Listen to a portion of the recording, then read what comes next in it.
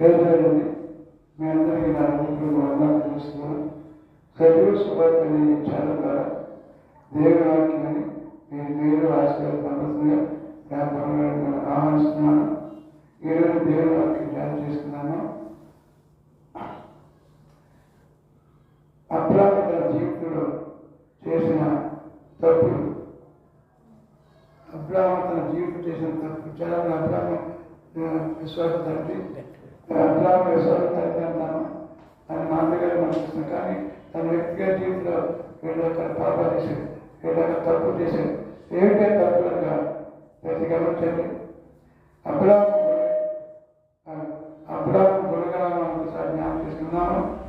అబ్రాహాము గుణగణం ఆయన గొప్ప ప్రార్థపడు, ఆయన గొప్ప ప్రార్థపడు, ఆయన గొప్ప ఆస్తిపడు, మూడవగా ఇతరులకు సహాయం చేసేవాడు, తర్వాత పౌరుషమును ఆశించిన వాడు, నీతిమంతులను పిలవబడ్డవాడు. ఇన్ని గుణలక్షణాలు కలిగిన వ్యక్తి, మంచి గుణలక్షణాలు కలిగిన వ్యక్తి దేవునికి దూరమైపోయాడు. ఇంత మంచి గుణలక్షణాలు కలిగిన వ్యక్తి దేవునికి దూరమైపోయాడు. మనం కూడా మంచి గుణలక్షణంగా మనం దేవుని మాట్లాడినాము, వాక్యం విన్నాము, మార్గస్వంతో రక్షణ పొందాం, నీతిమంతులు తీర్చిపెట్టాం, ప్రభుత్వంగా తీర్చిపెట్టాం. మనం కూడా మంచి గుణంతో అయిపోయాం.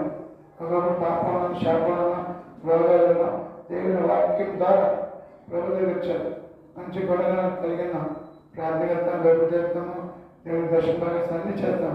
మంచి గుణాలు క్రైస్తవులకు మంచి గుణాలు కలిగిన వాడు, క్రైస్తవుల వ్యక్తి మన దగ్గర ఉన్నవాడు.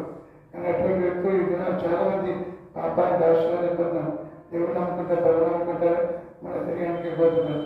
అటువంటి పరిస్థితి రాకుండా మన అబ్రాహాన్ని మేము ముందు పెడతానని ఆశిస్తున్నాం.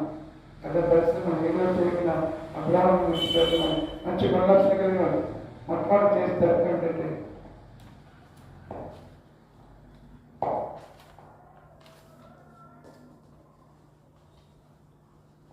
ఆయన దేవుడు చెప్పాడు, నువ్వు బయలుదేరి కాలాన్ని ఊరికి వెళ్తానని చెప్పినప్పుడు ఆయన బయలుదేరి వెళ్ళాడు, కాలం ఊరికి బయలుదేరి వెళ్ళాడు. కానీ ఏం చేశాడు ఆయన మధ్య మధ్యలో వచ్చినప్పుడు ఆయన గుడాలు వేశాడు. ఎక్కడ వేశాడంటే హాయికి బేతేరికి మధ్య గుడాలు వేశాడు. అంటే ఏం చేశాడు ఆయన? రెండు అటు ఇటు ఉన్నాడు. ఒకటి బేతలుగా హాయికి మధ్యలో, హాయి దేవుడి దగ్గర వెళ్ళి బేతలకి ప్రార్థన ఉంది కనుక లోకానికి దేవుడికి మధ్యలో గుడాలు వేశాడు. ఈ విధంగా కూడా మనుషులు కూడా మనకి భక్తి వాళ్ళు ప్రభులు ఉంటారు, కానీ అంటే భక్తి వాళ్ళు ప్రభులు ఉంటారు, కానీ అటు ఇటు ఉంటారు. మనతో